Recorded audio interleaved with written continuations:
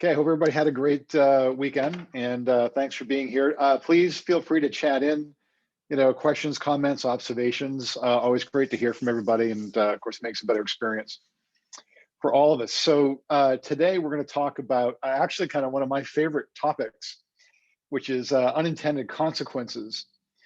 And it's one of my favorite topics because I enjoy history, and history is full of unintended consequences, right? And for each one of us, our lives have history, and they're full of unintended consequences. So it's again one of my favorite topics. And when we run into unintended consequences, often we'll say, "Wait, what? Like, what just happened? Well, how'd that come about?" And we're surprised by well, wait a minute, I thought I was doing this and then this happened, or what does this thing over here have to do with what we're doing over there?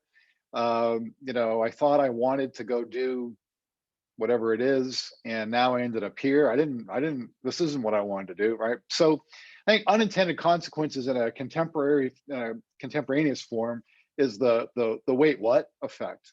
And I think that's kind of how they start.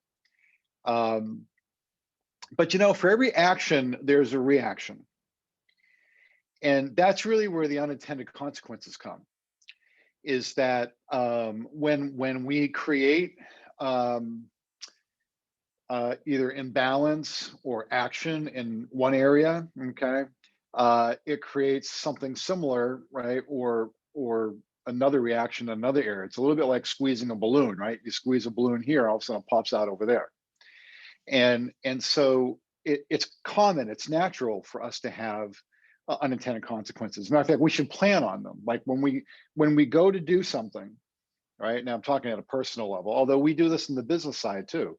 But when we go to do something, like, we should understand that well, wait a minute, this is going to create a ripple, so to speak, right? And that when I do this over here, it's gonna shake loose something over there. Okay, but if we can look at it as neither good nor bad, just an is, all right, then we get open to more opportunity. And I'll talk about that in just a second.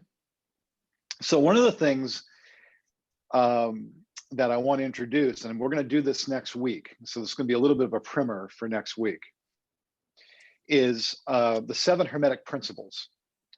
And we'll get into that more, but the Hermetic principles are really fascinating, and you really can live your life by them. But one of them is the principle of cause and effect. And I know we're all adults and you don't need to be read to, but in this case, I'm going to read this because there are a couple points I want to make. Every cause has its effect. Every effect has its cause.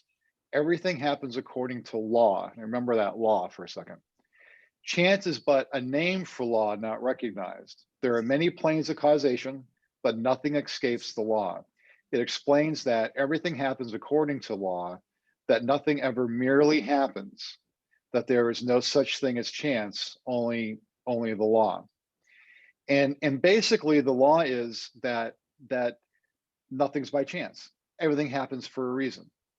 That things aren't random. Now, it might be random that you ordered a latte at Starbucks and you got a macchiato or something, right? That that I wouldn't put that in the list of life-changing events. But things are of consequence, okay? They all happen for a reason. And I think that's the wait, what effect, or the unintended consequences. That we look at them as being unintended consequences, like they were random, and it's like, well, no, not really, right? If we do something over here, then it's going to have an effect over there, right? On someplace else. So we're going to do the Hermetic principles next week because they're super powerful, and I don't think we've ever gone through them in this group. But so when they refer to the law, what they're really saying is that there is no chance. Okay, that everything happens for a reason, and that we're given these things really as opportunities. So, sometimes what we think we want is really not what we need.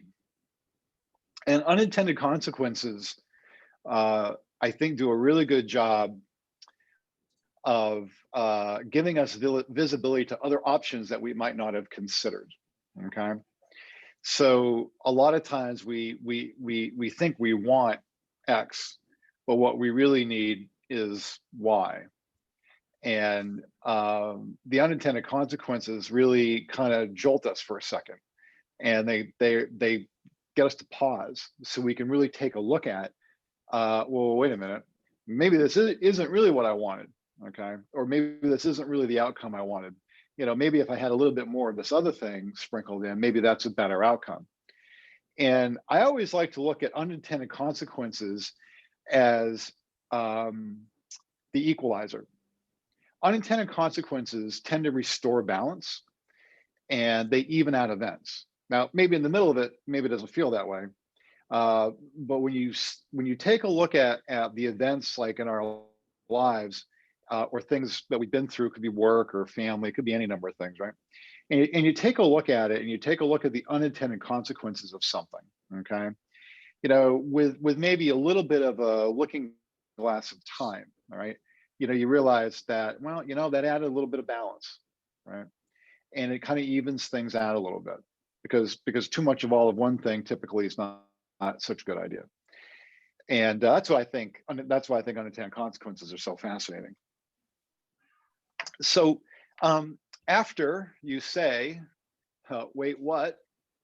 You know, look around for the opportunities that you might have missed or not even considered, that all of a sudden have popped up. And you know, you look around, you can just understand that, like, none of it's an accident. That goes back to that the Hermetic principles, right?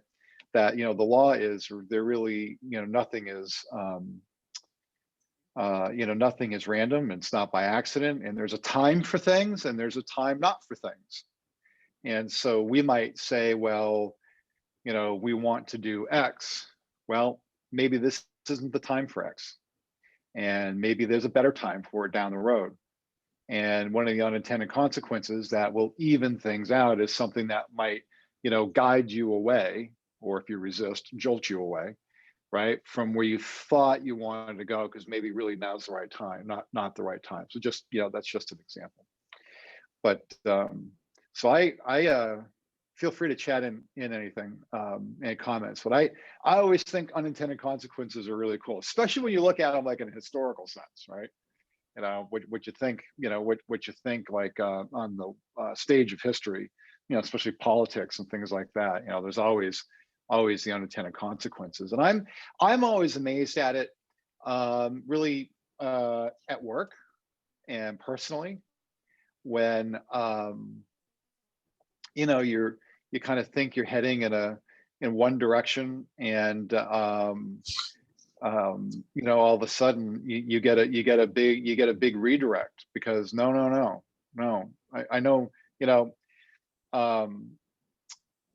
you might say, well, this is what I want to do, okay, or this is where I think I want to be, but you get this like nudge right through the unintended consequences. Well, rethink that, or maybe you know, sprinkle in a little bit of this, or have you thought about this other option? So I think they're pretty cool. And so look around and think about in your past, right, about what unintended consequences might have been, and how they got you to a different place. And, you know, what might you have done over, right? What's the replay? And how has it positively impacted you for where you are? So that's today. That's a wrap. It's a short one. Next week will be a little longer, because we are going to do the Hermetic principles, and I think that'll be a lot of fun. So any last questions, chats of any type?